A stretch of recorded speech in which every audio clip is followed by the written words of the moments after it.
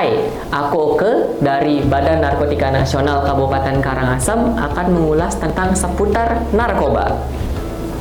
Narkoba sudah menjadi momok di internasional bahkan seluruh negeri. Bahkan di negara kita merupakan tindak kejahatan nomor 3 terbesar selain korupsi dan terorisme. Kalian tahu, narkoba pernah menghancurkan suatu negara. Nah, ini judulnya adalah Perang Candu, di mana Inggris ingin menguasai Cina dengan cara memasok dan menyelundupkan sejenis narkoba yaitu opium ke negara Cina. Nah, setelah disebarkan itu, negara Cina mengalami perekonomian yang menurun dan seluruh rakyatnya mengalami kecanduan dan ketergantungan akan narkoba. Hal ini dimanfaatkan oleh Inggris dan menyerang Cina. Nah, hal tersebut didapatkanlah Hong Kong oleh Inggris. Tidak hanya Hong Kong aja didapatkan, tapi seluruh pelabuhan di Cina dikuasai Inggris agar perdagangan dan peredaran narkoba yang dijualnya itu semakin besar. Sekarang, kenapa narkoba bisa menghancurkan suatu negara? Efeknya seperti apa, dampaknya seperti apa, itu akan saya jelaskan sekarang. Nah, kita masuk dulu ke pengertian narkoba. Narkoba itu merupakan singkatan dari narkotika, psikotropika, dan bahan aditif lainnya. Narkotika itu dia menyerang sistem saraf pusat sehingga melemaskan. Efeknya bisa tertidur. Sedangkan psikotropika itu kebalikannya. Kebalikan dari narkotika, ia bisa membuat efek senang, efek gembira. Zat aditif lainnya atau bahan aditif lainnya itu bahan-bahan yang bisa membuat seseorang itu kecanduan. Contohnya ada pada rokok, pada alkohol, thinner, bensin, lem, dan yang lainnya. Selanjutnya, kita akan membahas mengenai penggolongan narkoba menurut efeknya. Ada 3. Yang pertama itu depresan, kedua stimulan, dan yang ketiga itu halusinogen. Kita masuk ke efek yang pertama, yaitu depresan. Depresan atau penenang.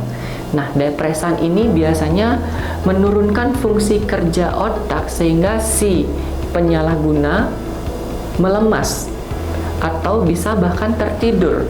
Nah, contoh zat yang ada di depresan ini yakni adalah alkohol, obat penenang, dan obat bius. Nah, biasanya depresan ini dipergunakan dalam kepentingan klinis dan dalam kepentingan pengobatan untuk pasiennya. Efek yang kedua yakni stimulan. Stimulan ini sesuai dengan namanya itu mempengaruhi kerja otak dan kerja jantung itu berlebih, sehingga dapat menyebabkan kecanduan. Efek jangka pendeknya itu dapat merasakan senang dan bahagia, tetapi efek jangka panjangnya itu dapat merusak fungsi tubuh dan fungsi organ-organ di dalam tubuh, sehingga organ di dalam otak itu bisa hancur, seperti itu. Zat atau contoh zat yang ada di dalam stimulan ini adalah kokain, dan yang paling banyak kita temui di Indonesia itu adalah sabu atau metamfetamin. Oke, lanjut ke zat yang terakhir atau yang ketiga, yaitu halusinogen. Sesuai dengan namanya, dapat menyebabkan halusinasi, menyebabkan distorsi ruang dan waktu, lupa akan segalanya, lupa akan kejadian sebelumnya, dan dapat menyebabkan hal yang tidak nyata menjadi nyata. Nah, seperti itu efek yang didapatkan dari halusinogen. Nah, contoh zat yang ada di dalam halusinogen itu adalah jamur kotoran sapi, atau biasanya nama kerennya itu magic mushroom, atau ada yang lebih parah lagi yang efeknya lebih dari mushroom ini adalah LSD.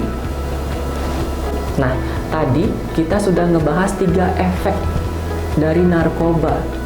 Nah, banyak sekali dampak-dampak yang akan ditimbulkan jika kalian mengkonsumsi narkoba. Nah, saya akan menyebutkan beberapa dampak yang sangat signifikan ke dalam tubuh atau pikiran, persepsi, perilaku kalian. Nah, dampak yang pertama itu adalah kerusakan pada otak. Karena narkoba itu menyerang sistem saraf pusat di otak, yaitu otak lobus frontal cortex. Nah, cara penyerangannya itu jika seseorang menggunakan narkoba, otak bagian depan akan mengkerut, mengecil, sehingga individu tersebut susah untuk berpikir, mengingat, bahkan memutuskan segala suatu hal. Itu yang pertama.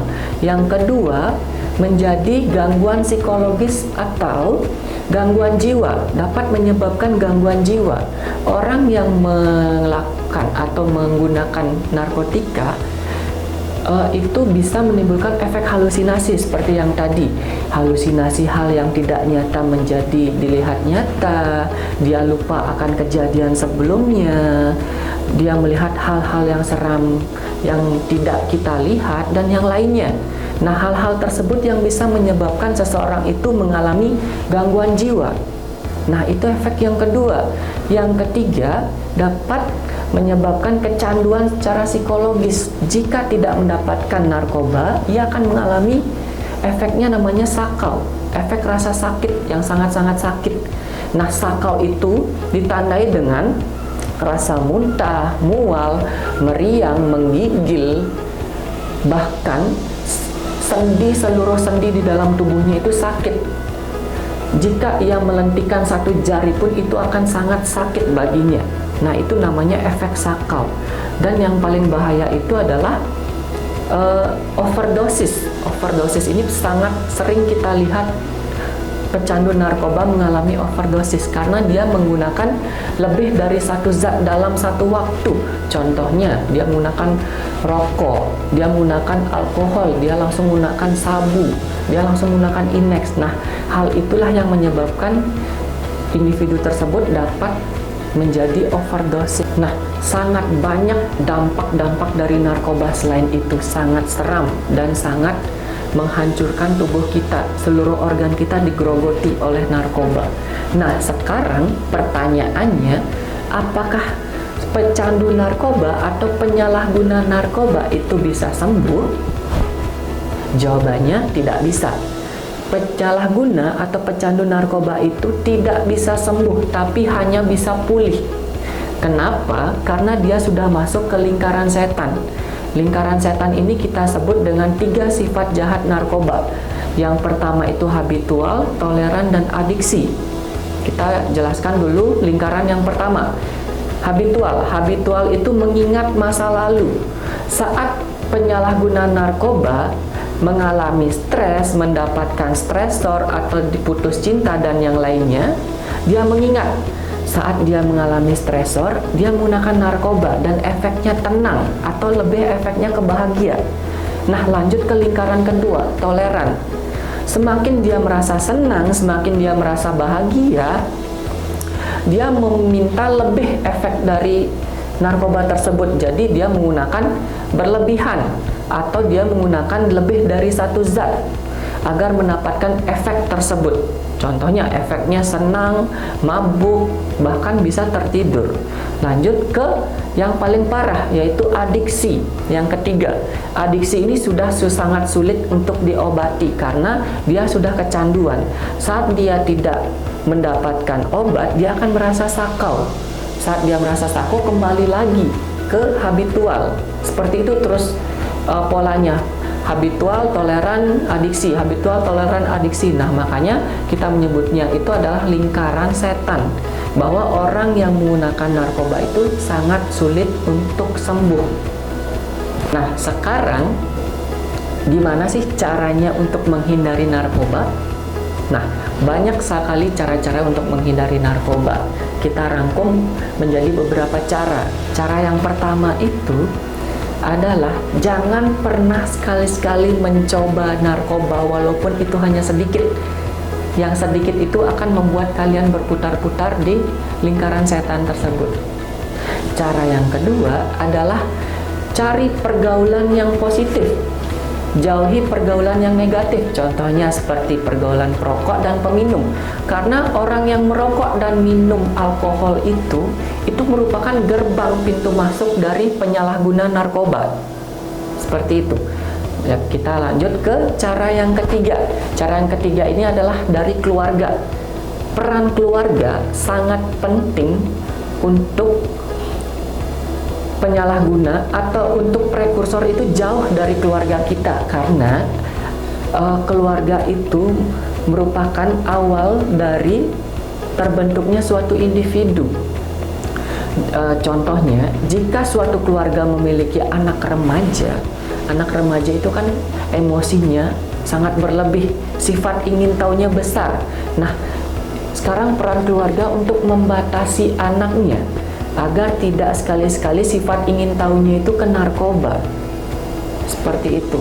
Nah, selanjutnya, cara yang selanjutnya itu jangan percaya terhadap semua orang, terhadap siapapun di luar sana. Karena banyak prekursor-prekursor atau pengedar-pengedar itu dengan cara berteman dulu. Setelah berteman lama, dia mengalami stres dan disuruh coba dan akhirnya beli dan kecanduan. Cara yang selanjutnya itu adalah mendekatkan diri kepada Tuhan.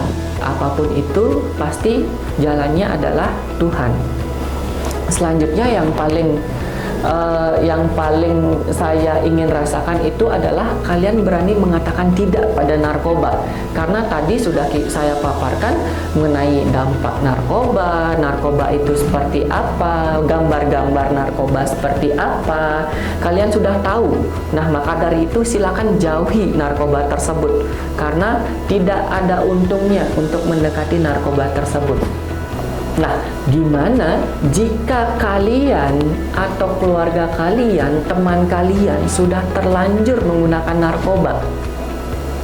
Nah, inilah pentingnya pemerintah. Pemerintah membuat lembaga yaitu Badan Narkotika Nasional. Di dalam Badan Narkotika Nasional itu ada tupoksi rehabilitasi. Nah, rehabilitasi ini kini sudah ada di Karangasem, yaitu dinamakan dengan Klinik Pratama.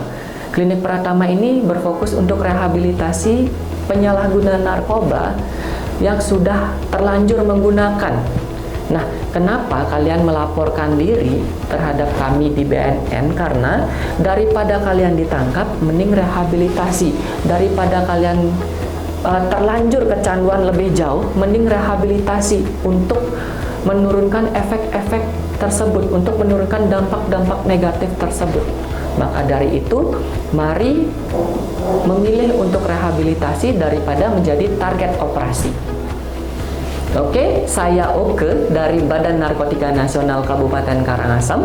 Sekian pemaparan atau informasi yang saya sampaikan kepada kalian.